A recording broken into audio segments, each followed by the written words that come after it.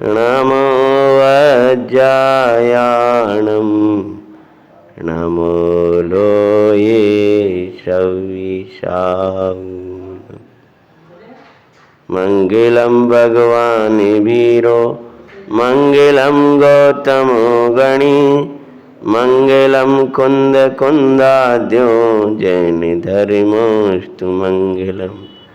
सर्वमंगल मंगल्यम सर्वकल्याणकारिकं प्रदानं सर्वधर्माणां जैनं जयतु शासिनम्। मोक्षमार्गस्य नेतारं वेत्तारं कर्मभूभृतां ज्ञातारं विश्वतत्त्वानां वन्दे तद्गुणोल्लादये। सर्वज्ञशासन जयवन्ति निर्ग्रन्थि शासन जयवन्तु वर्ते। यही भाव अविच्छिन्न रहताय मन में सर्वज्ञ शासन जयवन्तु वर्ते। शासन नायक देवादिदेव श्री महावीर भगवान की, श्री वेदी में विराजमान देवादिदेव नेमिनाथ भगवान की, उमा स्वामी आचार्य महाराज की जय। तत्वार सूत्र आगम का ऐसा महान ग्रंथ, जिस ग्रंथ में हमें सब कुछ मिलता है। जिसने तत्वार सूत्र का स्वाध्याय किया उसको सकल आगम के दर्शन इसमें होते हैं। यूं कहें कि आगम का जितना विस्तार मिलेगा आपको वो तत्वार सूत्र से है। जितने अनुयोग भगवत कुंज जहाँ अध्यात्म की ओर कहेंगे कि समय सार में अंतर की पूरी स्वरूप दिखाया है, तो तत्वार सूत्र में पर्याय के लिए पर्याय आर्थिकने से जो व्यवहार है उसका संक्षिप्त पूरा वर्णन है। इसकी टीकाएं ऐसे आचार्य नहीं हुए अधे जिनने इसकी टीका, जो हमारी टीका ना लिखी हो। समंत भद्राचार्य, अमरचंदाचार्य, अकलंक निकलंक आचार्य, अकलंक देवाचार्य, अपने पूज्य पाद आचार्य, इन सब आचार्य भगवंतों ने इनकी बड़ी विस्तार से टीकाएं लिखी। विद्वानों ने इनकी व्याख्याएं की हैं। इसलिए हमारे जीवन में ये आवश्यक है कि एक बार इसका दर्शन हो जाना चाहिए। छठे अध्याय के अंतर्गत अपने 8 कर्म के बंध के कारणों में अंतराय कर्म का के आश्रव के कारणों में अंतराय कर्म के आश्रव का प्रकरण आज स्वाध्याय में लेना है। छठा अध्याय सूत्र नंबर 25। परात्म निंदा प्रशंसे पढ़ो। सद सद गुणोच्छाद नोद भाविने च नीचै गोत्रस्य। कहती हैं पर निंदा आत्म प्रशंसे। सूत्र का मूल में देखो ये परात्म निंदा प्रशंसे साथ में लिखा है, तो उसमें क्या लगाना है? पर निंदा और आत्म प्रशंसे। पर की निंदा और आत्म प्रशंसे मतलब अपनी प्रशंसा। इससे क्या होता है और सुनो। सद्गुण उच्छादिन, सद्गुण उच्छादिन लिखा है, सद्गुण उच्छाद में लिखा है ना, तो उसका अर्थ क्या होगा? सद गुण उच्छाद, दूसरे में सद मतलब विद्यमान गुणों को ढकना। मानो दूसरे के जो विद्यमान गुण हैं उनको ना कहना, उसके दोष ग्रहण करना, वह निंदा की ना। और असद्गुण उद्भावने, और अपने में जो गुण नहीं है उनको प्रकट करना। च नीचैर गोत्रस्य, ये नीच गोत्र का कारण है। ठीक है, शब्द सार समझ में आया? पर की निंदा। अरे पर की निंदा प्रशंसा स्वयं की, करके समय शक्ति बुद्धि न खो। भैया, हमारे लिए जो समय मिला है वो समय समय सार की आराधना के लिए मिला है। दूसरे की निंदा करने से अपना क्या, उसका क्या बिगड़ेगा? लेकिन हमारे निंदनीय कर्म बनते हैं। दूसरे की निंदा करना अपने को निंदनीय बनाना है। हमेशा करो तो दूसरे के गुणों की प्रशंसा करो। कल कहा था कि आप विवेक, लोक में इतना विवेक रखता है, कांटों के बीच में से फूल निकाल लेता है, कांटों को छोड़ देता है। अगर कोई कांटों को चुनेगा बाग में जाकर तो उसके पास कांटे कांटे इकट्ठे हो जाएंगे, और फूलों को चुनता है तो फूल इकट्ठे हो जाते हैं। दूसरे के दोष ही दोष देखेगा तो उसके पास दोष इकट्ठे होंगे। हम किसी के घर में जाते हैं और उसके घर में भोजन है, उत्तम चीजें हैं, वो ना लेकर के कचड़ा दान लेते मैं देखे जा करके, तो क्या मिलेगा? कूड़ा दान में कूड़ा मिलेगा।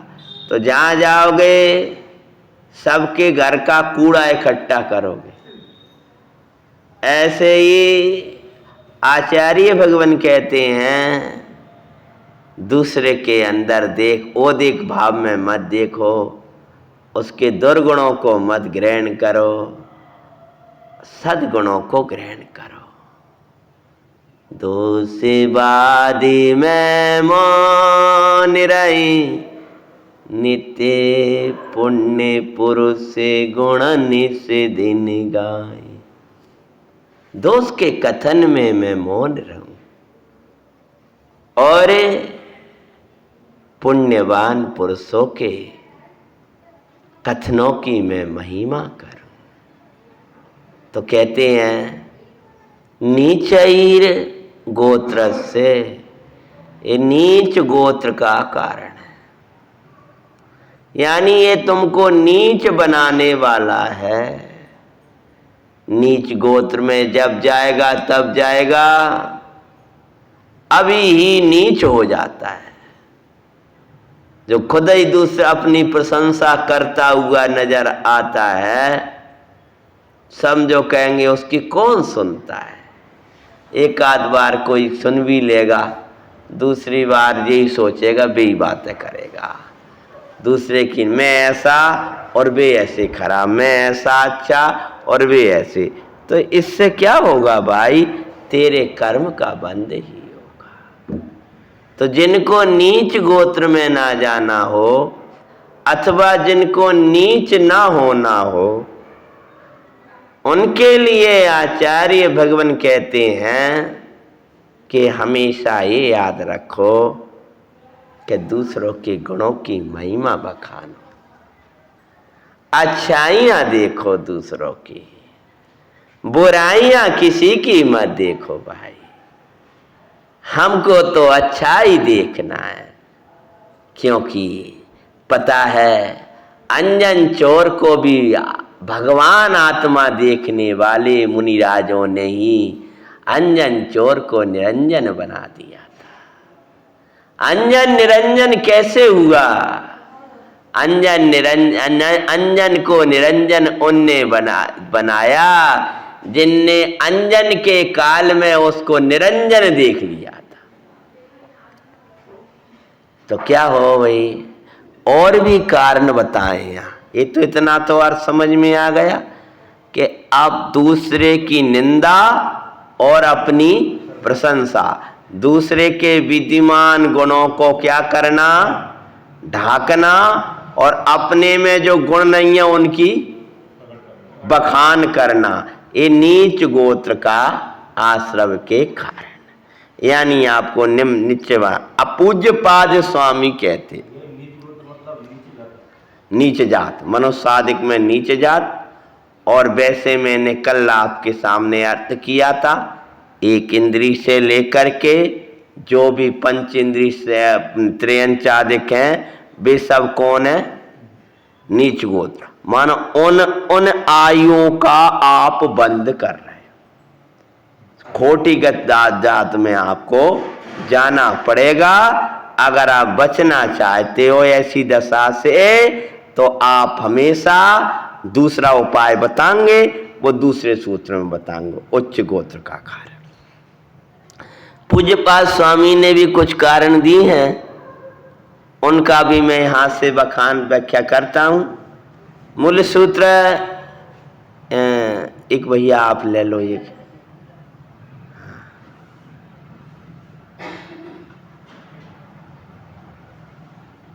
ग्रंथ तत्वार सूत्र है न, कहीं से एक काम करो।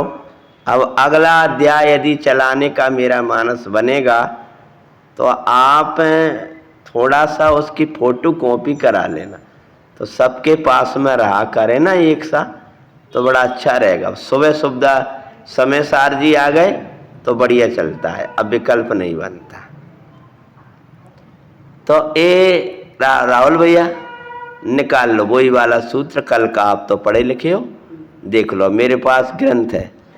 तो और पूज्यपाद स्वामी ने कारण बताए, पूज्यपाद स्वामी ने और भी कारण बताए हैं। वो कहते हैं सच्चे चता उसी प्रकार से और विशेष कारण बताते हैं, और का इसका विस्तार इस प्रकार है। जाति आदि 8 भेदों को अन्य की निंदा में हर्ष मानना। क्या करना? दूसरों की कोई निंदा कर रहा हो ना, तो उसमें क्या होना? खुश होना, प्रसन्न होना। कोई दूसरा की निंदा करे तो अपन खुश हो रहे। अन्य की निंदा में हर्ष मानना, और कहते हैं अन्य का अपवाद करने का स्वभाव रखना। अन्य का अपवाद रखने का स्वभाव रखने का भाव क्या है? दूसरे की अपवाद किसे कहते हैं? कि जो उसने नहीं किया है ऐसी झूठी बातें उसके माथे मढ़कर कहना, इसका नाम है अपवाद। जैसे पुराणों में ये सब निज गोत्र के कारण और बताएं। अपवाद, अपवाद मतलब क्या होता है? उसकी झूठी उड़ाना। ये ऐसे हिंसक हैं, जे कुशील वाले हैं, जे 2 नंबर का काम करते हैं, जे ऐसो मंदिर को खाते हैं, भला करते हैं, कुछ भी अब बात करना। ये क्या है? कछु नन्योत, कोई ऐसा नहीं लगो रे जिन्हें कछु मिला थोगो जे भैया जी को। अच्छा, ये क्या कहलाएगा? ये नीच गोत्र का कारण, अपवाद करना। माता सीता का जैसे प्रजाजनों ने क्या किया था? अपवाद किया। जो तो अपवाद करने से उसका तो कुछ बिगड़ने वाला है नहीं है, हैं? वो उसी का बिगड़ेगा, उसकी दुर्गति होने वाली है। ध्यान रखना, कभी भी किसी के कहने मात से आप कहने मत लगना। मैं इसी प्रसंग में कह रहा हूं, क्योंकि इसमें आज के निंदा रस वाले बहुत मिल जाएंगे। किसी ने कहा और हम भी कहने लगे, जब प्रमाण का पता चला कि आप ऐसे कैसे कह रहे हैं कि उनने कहा था। मैंने आज तक खासकर किसी धर्मात्मा के प्रसंग में तो कोई ने कहा भी ऐसा करते हैं, ऐसा करते हैं, हमने कहा प्रमाण बताओ, हम बात करेंगे। नहीं नहीं नहीं नहीं नहीं नहीं, इससे क्या सिद्ध हो रहा है कि झूठी बातें हैं उसकी। और फिर भैया बे करते हैं तो उनके पास जाके कह दे हमारा समय काहे को बर्बाद कर रहे हो, मैंने बड़ी बीमारी है साहब। तुम्हें अगर दया भी है, करुणा भी है, उनके प्रति वात्सल्य भी है, तो उनके सामने कहो जा करके। कहना उनसे नहीं कहेंगे तो हमसे कहने से क्या प्रयोजन निकलेगा? समय, शक्ति, बुद्धि बर्बाद होती है दूसरे की निंदा करने में और अपनी प्रशंसा करने से कछु नहीं निकलने वाला। दूसरे का तुम अपवाद करोगे, दूसरे की हंसी करोगे, तुम्हारी हंसी होगी। राजू भैया, ये पूज्यपाद स्वामी बोस का अर्थ तो मैंने कर दिया सूत्र का, तो एक बार और करूंगा अभी दोबारा। तो दूसरे का अपवाद करने का ही स्वभाव रखना। स्वभाव रखना मतलब कोई अच्छो काम कर रहा है, बाकी कछु न कछु गलती निकालना है अपने, इसका नाम क्या है? अपवाद करना। उसको कछु ना, ये ऐसे ही हैं जी, इनको कछु मिला तो ये ऐसे हैं। अपवाद करने का ही क्या रखना? स्वभाव। शब्द दिया पूज्यपाल स्वामी ने, क्या दिया है? स्वभाव ही बन जाए आगे, तो कछु ना कछु निकाल लेगा जी। बच्चा बैठा, अरे इसको कुछ मिलता होगा। मानो उसको तो हमेशा दूसरे की क्या निकालना है? अपवाद करना ही नीच गोत्र का कारण है, उस व्यक्ति को नीच बनाने वाला है। कुछ दिन बाद वो निंदनीय हो जाएगा। समझ में आया? दूसरों की निंदा करने वाला कर्मोदय के पा करके स्वयं निंदनीय हो जाता। दूसरों को नीच दिखाने वाला, दूसरे के कार्य में विघ्न करने वाला, उसके कार्यों में विघ्न आएगा, अंतराय में आएगा। फिर कहते हैं धर्मात्मा की निंदा करना, ये तो बहुत खतरनाक है। क्या कहा? जब लौकिक में भी किसी का निंदा करना वो अच्छा नहीं है, तो धर्मात्मा की निंदा करना तो महापाप है, महापाप है भाई। आगे देखो, अन्य का यश अच्छा ना लगना। आगे आओ, आ जाओ आगे, जगह हो, पीछे बैठ रहे हो? अच्छा अच्छा, ग्रंथ देख रहे हो? यहाँ बैठ जाओ, एक जन को तो यही जगह है। अबे दोनों एक साथ आते हैं ना, तो आने दो भैया, बैठ जाओ।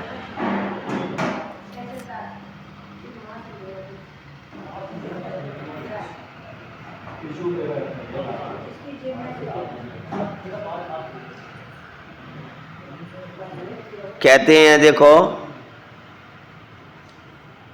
अन्य का अपवाद करने का ही क्या रखना? स्वभाव रखना। क्या रखना? और धर्मात्मा की निंदा। अन्य का यश अच्छा ना लगना। भाई नहीं, इनकी होते थे, हमारा तो कुछ होता ही नहीं। काय का कारण है? नीच गोत्र का कारण है। इन्हीं की प्रशंसा करते, तन्मय की कहते रहते, हमारा तो कोई नाम ही निकले। ये क्या हो रहा है? नीच गोत्र का कारण है। क्या होता है?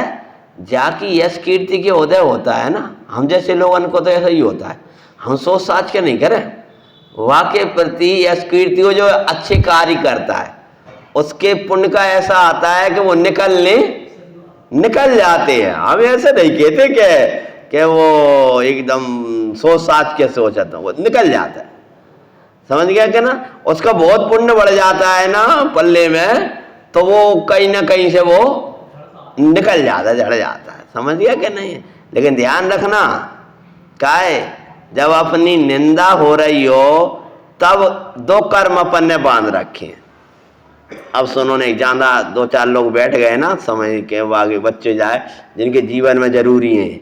जब अपनी निंदा हो रही हो आनंद भाई साहब, तब एक कर्म जड़ता है, अपन अपनी तरफ से करें दूसरे, और जब प्रशंसा हो रही हो तब दूसरा कर्म जड़ता है। नाम कर्म में कौन सा कर्म जड़ता है जब निंदा होती है? तो अपेयस नाम कर्म बताया था। और जब प्रशंसा होती है तब क्या? तो यश नाम कर्म मतलब पुण्य की प्रकृति। जब आपकी जिस समय प्रशंसा हो रही आनंद भाई साहब, तो आपका पूर्व का कर्म था ना यश नाम कर्म, जिसमें आपने भगवान के गीत गाए, जयो जयो कर करके आपने जो नाच भगवान की सामने भक्तियां करी हैं, जितना उल्लास और वीर से आप उत्साह से भगवान के प्रति भक्तियां करते हो, वैसा ही फिर मुखरी होकर के उन्हें भी करना पड़ेगी। मैंने कई बार ऐसा देखा, अपने भी प्रसंग में भी देखा और दूसरे के भी। व्यक्ति मानस बनाकर ये बैठा था कि इनकी हमें निंदा करना है, और हम मानस बना कर ये बैठे थे कि अपन को सुनना है। हाँ, उसका मानस यही था कि अपन को ऐसा करना है जिससे, और अपन ने ये मानस बना के बैठे थे कि जो कहेंगे उसको भिन्न देखेंगे, बैठेंगे जरूर हैं। और कहते कहते में तो उल्टा पाल्टा पलट गया, करना चाह रहा है बुराई और हो गई वो अच्छाई। अरे माथा पकड़ रहा है दूसरे लोग कि तुमसे तो हमने ये कही थी, ऐसे कहना कि मैं क्या करूं, जबानी पलट गई मेरी। इसका नाम है उसका यस नाम करो का। मैंने कहा जी निंदा कर रहा है कि प्रशंसा कर रहा है कि पलट गई उसकी जबान, कुछ का कुछ क्या गया वो मानस। तो जैसे तुमने कहा जैसा कहा, अरे क्या नहीं तो अपने क्या दिक्कत है, सुन ही लेंगे। ओ चाह रहा है निंदा करना, और बोलो ऐसो के हो गई बाकी प्रशंसा। समझ में आया कि जब बड़े वैसे ही हैंगे 7 बजे आकर स्वाध्याय में बैठ जाते हैं, फिर भक्ति में बैठे रहते, तो क्या हो रहा हो जी, क्या हो रहा राहुल भैया? कहूँ जी उधर बाजार का जो काम के नहीं है जी, तो लोग लग रहा है निंदा कर रहे हो कि प्रशंसा कर रहे हो रही वो लग रहा मैं निंदा कर रहा हूं, और हो गई बाकी। अरे ये तो अच्छो काम है भैया, ये तो कार्य अच्छा है। समझ में आया कि नहीं आया? तो कहने का तात्पर्य, आपके अपयस नाम कर्म के बिना कोई निंदा करने में समर्थ नहीं है, और यश के नाम कर्म के उदय के बिना कोई प्रशंसा करने में समर्थ नहीं है। तथापि हमें ये सावधान रहना चाहिए कि हम जब दूसरे की निंदा करते हैं तो अपना अपयस नाम कर्म बांध रहे हैं और दूसरे का जला रहे हैं। समझ में आया? हाँ, अपन दुखी हो जाते हैं तो बन रहा है, दुखी हो रहे हैं तो। हाँ, और अगर उस समय सहज भाव से उदय जान लिया, हाँ, निंदा करें वे ही जिन्हें कछु ज्ञान नहीं है, अनुमोदना करते जिन्हें निजबान सही है, कुछ यार से विषाद मन में ना धरूंगा, नर भव मिलाए मैं अपूर्व कार्य करूंगा। मुझे तो अपूर्व काम करना है। अपन को निंदा में बुरा लग रहा है, ये अपना कर्म बांध रहा है। मैं इसलिए तो कह रहा कि एक व्यक्ति ने आकर के तुम्हारा कचड़ा ले जाए और घर में आया चोरी करने, चोर आया और वो उसने खोजा खाजी करी, सब खोलो खुला डालो तो गलती से, और उसको न जाने क्या हो रही, अब जगह नहीं है पीछे बैठ जाओ बेटा, है उसको न जाने क्या लगा कि सब तो छोड़ गया और जल्दी जल्दी में भाग रहा था, तो जल्दी जल्दी में उसने काम किया। तो आपके यहाँ 2-3 दिन से वो गाड़ी आई नहीं थी कचड़े वाली, सो जितनी कचड़े के डिब्बा थे उसने कहा जिनमें कचू रखो, छोटा उठा के भर भर के पुटरिया बांध के और ले गया, और गलती से उसका माल था वो छोड़ गया। समझ में आया? का खुद का छोड़ गया और तुम्हारा कचड़ा ले गया। अब सुबह रो रहे, काय के लिए रो रहे? कहा भैया तुम्हारे यहाँ चोर घुस गया, तोड़ा रे भैया बड़ा बरो। का ले गो? तो रो रहे। तो पत्नी बोली काहे को रो रहे हो?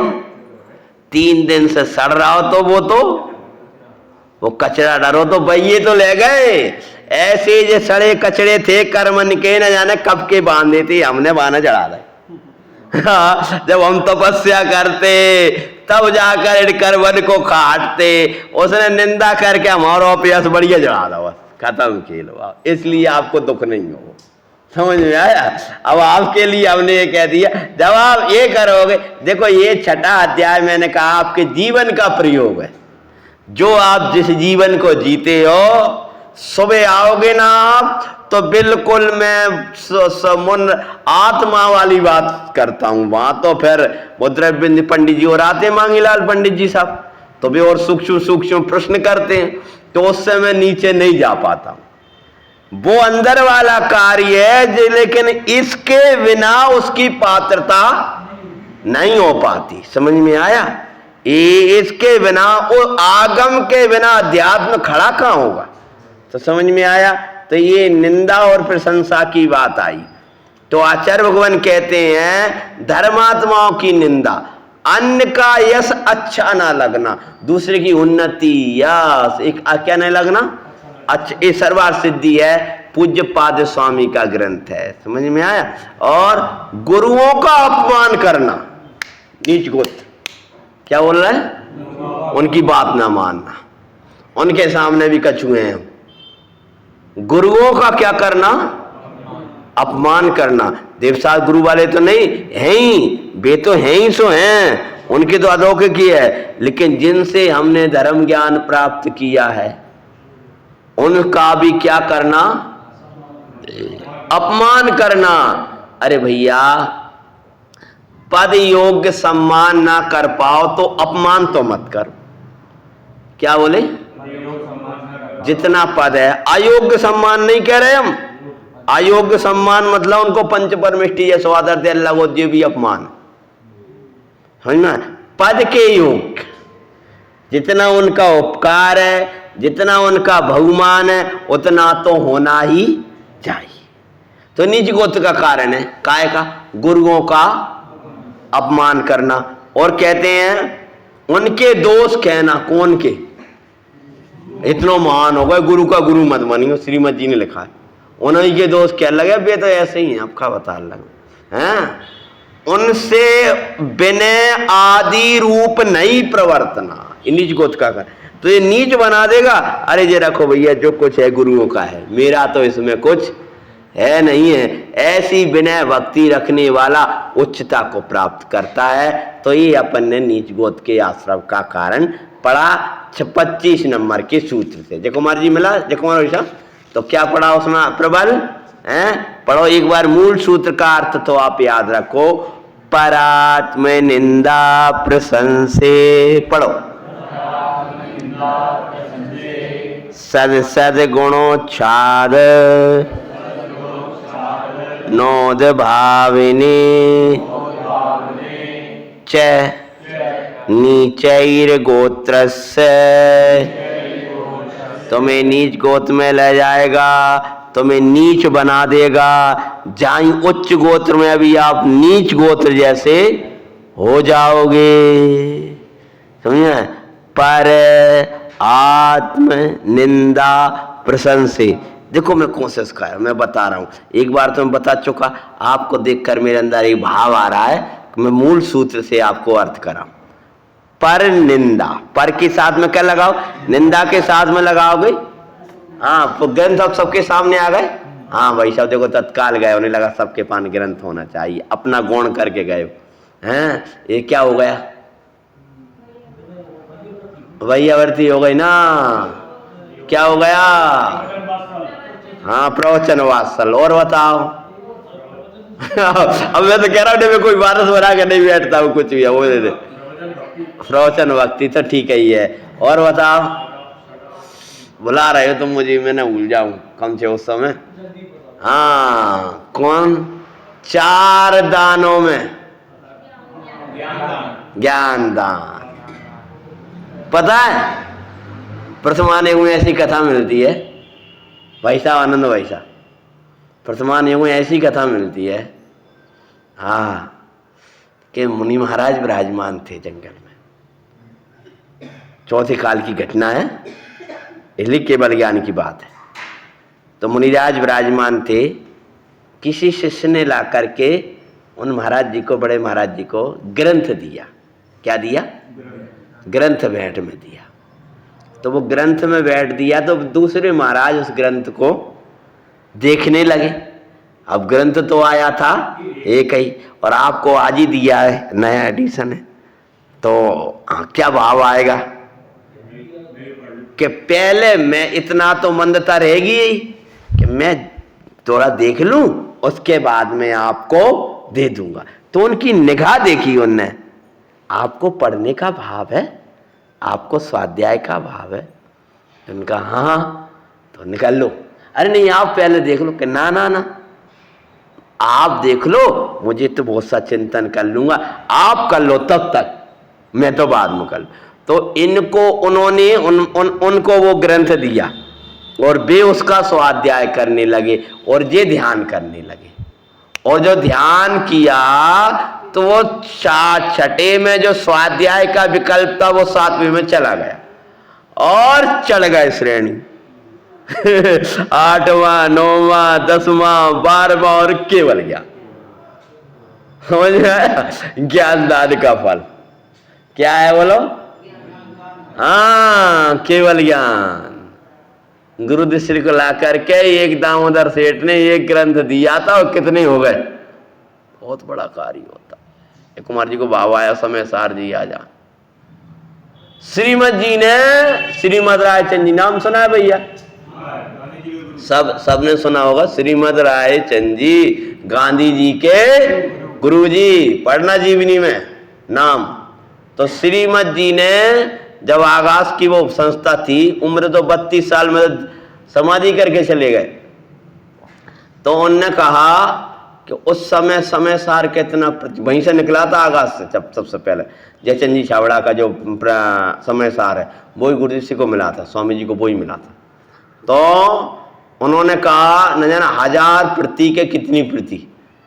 जब हाथ में आया तो किसी ने सोचा, वो एक सामान्य व्यक्ति ने जा करके, कि वो पहले एक भेंट देते थे तो कुछ ना कुछ निछावरी देते थे, तो उसने ले जा करके श्रीमद जी को भेंट दिया कि आपके लिए आप आना, आप पुस्तक ले करके आया। तो उनने देखा, ओ हो, इसकी कीमत तो मेरे पास में देने के लिए है ही नहीं। तब उनने कहा, भैया रुक, कहना साहब आप तो जो निछावरी कछु नहीं चाहिए। अरे नहीं, सुनो, इसकी निछावरी ला रहा हूँ, यहाँ नहीं है मेरे पास। क्या है, जहाँ आपके पास में नहीं है? कि हाँ चलो। तो अपनी हीरा जवाहरात की दुकान थी, तो वो हीरा जवाहरात की दुकान में से हीरा थे ऐसे मुट्ठा भर के, और वाह किसको, समय सार देने वाले को। ए भैया, तूने तो ऐसा दिया कि ये तो कोई अद्भुत है, इसकी कीमत अगर मैं पूरा भी दे दूं तो भी कम है, इसलिए मैं कभी नहीं कहता हूं कि समय सार की कीमत 100 रुपए है। का उसकी कीमत जीवन दे दे। मैं तो बोलने में ही मुझे लगा कि मैं नहीं बोलूंगा, जहां से आ जाके वहां से आ जाके समय सार की भी कीमत की कहना पड़े हैं। मैंने घोषणा नहीं करी, इसलिए हो गई व्यवस्था सहज पड़े। भैया का भाव हुआ, हम ग्वालियर से विनय पूर्वक लाएंगे।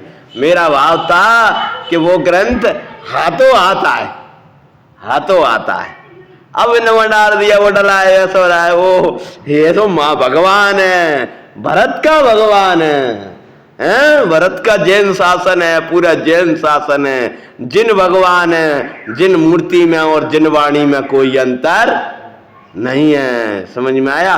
ये तो पठन पाठन के लिए हम ऐसी विनय से रखते हैं, नहीं भगवान में और जिन वाणी में, और महापरमागम भगवान कुंद कुंदाचार्य का मूल ग्रंथ है।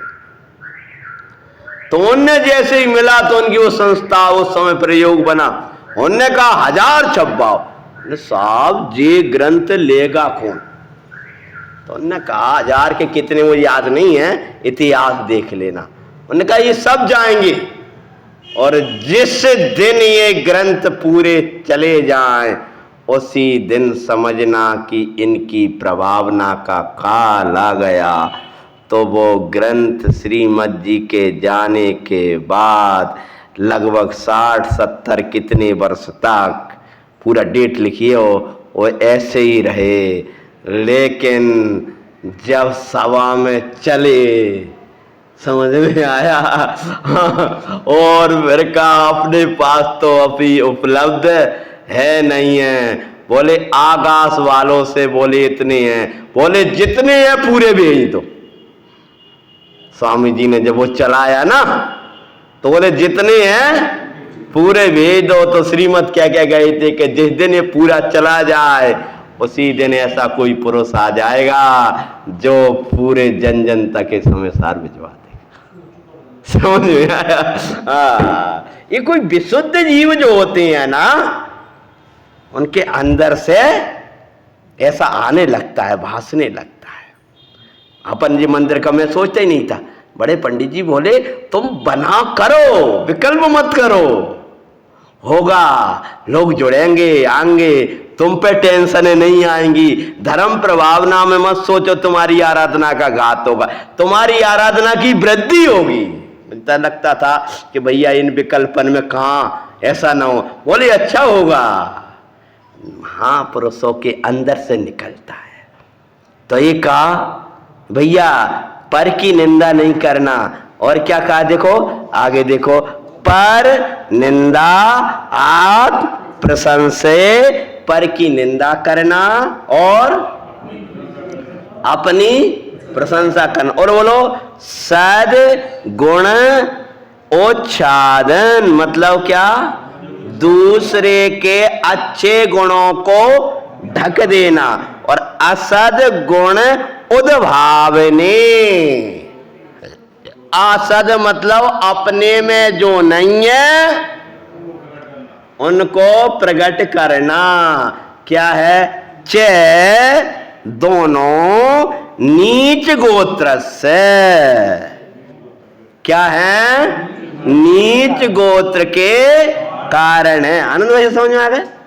संस्कृत से आ गए आप लोगों को बराबर। ये अपरात्म निंदा प्रशंसित, बीच में क्या लगा लेना, और, हाँ, और पर की निंदा और अपने पर के निंदा और अपनी प्रशंसा। और बोलो प्रकट करना, दूसरे के अच्छे गुणों को तो ढाक देना, और अपन में नहीं है उसको कह देना। ये क्या है, निज गोत्र का कारण है। वो एक कहानी आती है, 14 की कहानी है, कौन सी है ये बता सकते हैं। 14 की कहानियां, और माँ सौतेली माँ थी, और सौतेली माँ थी और कहीं विवाह होने वाला था, और उसमें वो माँ ने जान दो क्या किया, कि कई बड़ा बड़ा उत्तम के साथ विवाह होने वाला है, ऐसा होने वाला है, तो ऐसा करके जो दूसरी माँ की जो बेटी थी उसका विवाह होने वाला था, तो उससे को तो उसी दिन विवाह में उसको तो भेज दिया बाहर और कह दिया वो शमशान में तेरा पति मिल जाएगा, तू इंतजार करिए, वहां जा करके तेरा पति आएगा रात के 10 बजे। अब बेचारी कप रही बैठी बैठी, अब माँ ने जो आदेश दिया और अपनी लड़की के साथ विवाह कर दिया।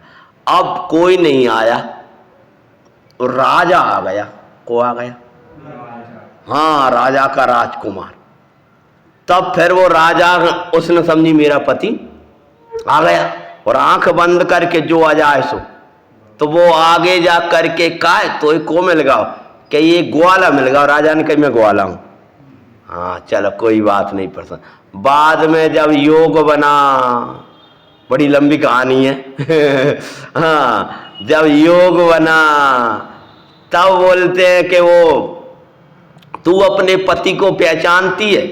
हाँ, तो राजा ने कहा, कोई लंबी कहानी है, मैं संक्षेप में कह रहा हूं कि पूरे गांव के लोगों को लाओ तो मैं ऐसे तो शकल से तो जानती नहीं, पर उनके चरण छूती हूं तो चरणों से पहचान लूंगी। तो राजा ने कहा ऐसा ही करो। राजा ने कुछ कहा, राजा ने ऐसे ही करो।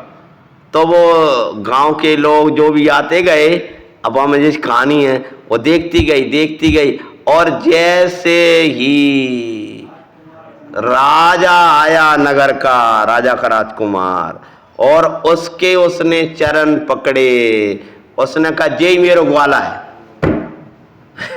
अब वो सबके सामने, और वो राजा को कह तो वही मुका कर रही है, राजा है जी तो कैसे मत के।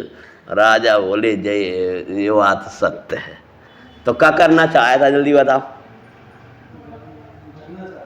ना उसको चाहती थी कि ये अच्छे भाव में ना जाए, वो तो रानी बन गई।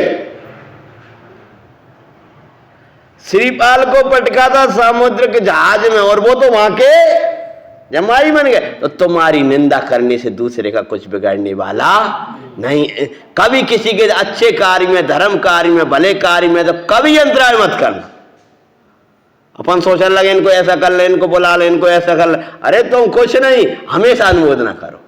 तो समझ गए, ये अपने जीवन में ना रहे। परात्म निंदा प्रशंसे सद, अपने दूसरे के तो विद्यमान गुणों को क्या करना, हाँ ढकना, और ना और दूसरे हाँ विद्यमान गुणों को ढकना, और अपने में जो नहीं है उन्हें प्रकट करना। ये किसका कारण है?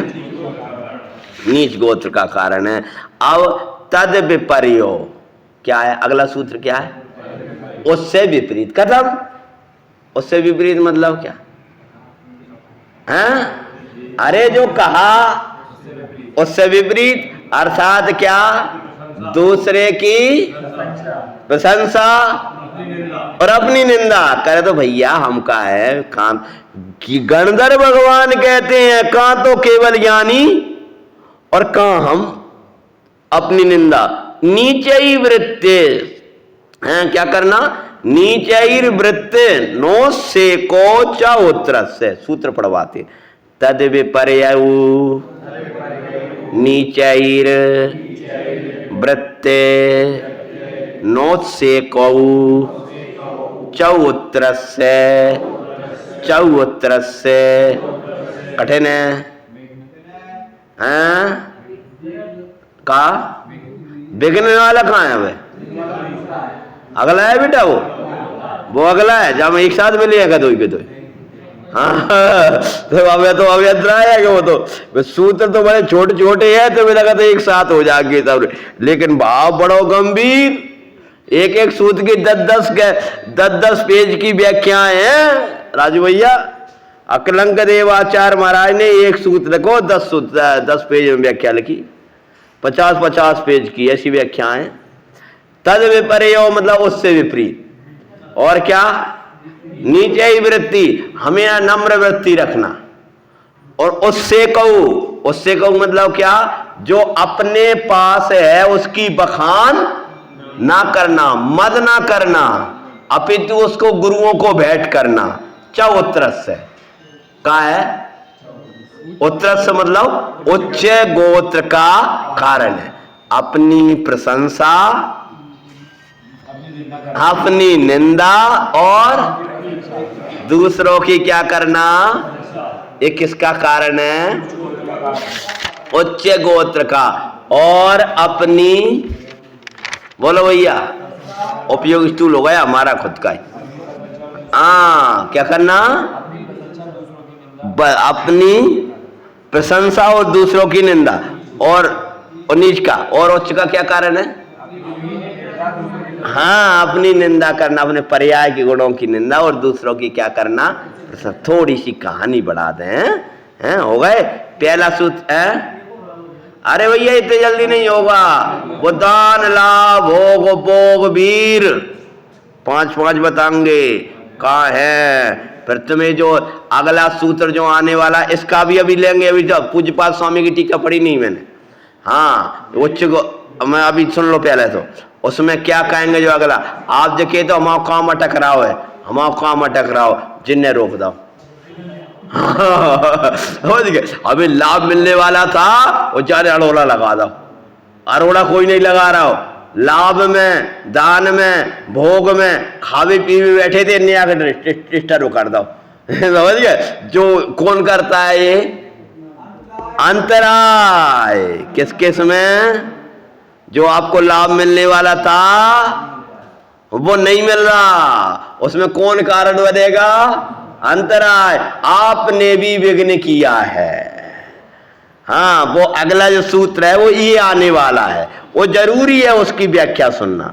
अच्छा, यो तो विघ्न करना मंत्राय से बाबा क्या लग रहा है, दो मिनट में है। हाँ, व्याख्या चाहिए उसकी, वो व्याख्या मांगता है, व्याख्या नहीं होगी तो जीवन में कैसे आएगा। आप बोलो क्या कह रहे हो।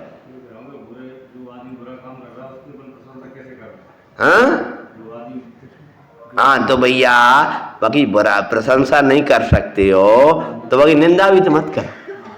हाँ, आपको किसी के घर में कछु अच्छो नहीं मिलो तो वह कचड़ो तो मत लाओ, कौन सा कचड़ो है तो मैं क्या करता हुआ कह जा। मैं गया था उसके घर में तो कछु खावे को है तो नहीं, तो कचड़ो ही खा लो। तो अरे नहीं है तो लौट जाओ। जिसके अंदर कोई आपको गुण दिखाई नहीं दे रहा है, वैसे तो ऐसा नहीं हो सकता तो वहां के अंदर कछु न कछु ना हो, मिल जाएगा। और कछु नहीं मिलेगा ना तो सुबह आ जाइयो, का मिलेगा, बदाजी भगवान से। मतलब क्या? अरे सर्वा द्रव्य दृष्टि से देखे तो सभी परमात्मा हैं, पर्याय को एकदम अलग कर देना। ये सब दोष है वो एक समय की पर्याय के है, भीतर परमात्मा है। स्वामी जी के साथ में जब लोग कुछ कहते थे तब वे कहते थे भूला भगवान छे। लो क्या कहते थे, बे निंदा करते, बे न जाने काका कहते, और वे कहते थे भूला भगवान छे।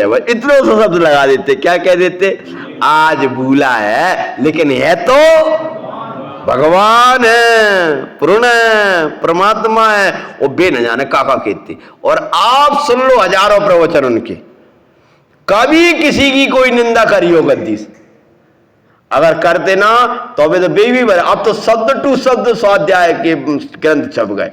अगर भी कोई की कछु कहते ना तो बेबी उतारते आज के नकलवार व्यक्ति, तो कोई अकल तो रखत रही है। जो कछु आज के नकल करते है तो सब उतार के रख देते सबकी डर।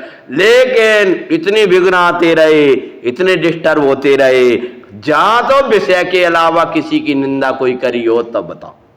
हाई 9,000 प्रवचन है लगभग, 9,000 प्रवचन में एक भी प्रवचन में, जबकि देश का माहौल उस समय बहुत वैसा था, कहीं जहां हो गया, कहीं वहां हो गया, वहां हो गया, कोई प्रसंग नहीं सुनाना, कोई बात ही नहीं करना तत्व के अलावा। समझ में आया? और अब उन जरा में खड़े हो गए, घंटों बढ़िया सुनी प्रवचन, सुना सीडी सुनी प्रवचन, सब कुछ अपन ने सुनने के बाद में बेही बातें कर रहे, तो क्या मतलब निकल रहा है भाई? कर्म के प्रेरे जीव नाना प्रकार के हैं। हमेशा करो तो कोई दिखाई दे तो अच्छा ही देखो, बुराई को किसी की देखो ही मती। और तो आप उसमें क्या होगा, अपन देखो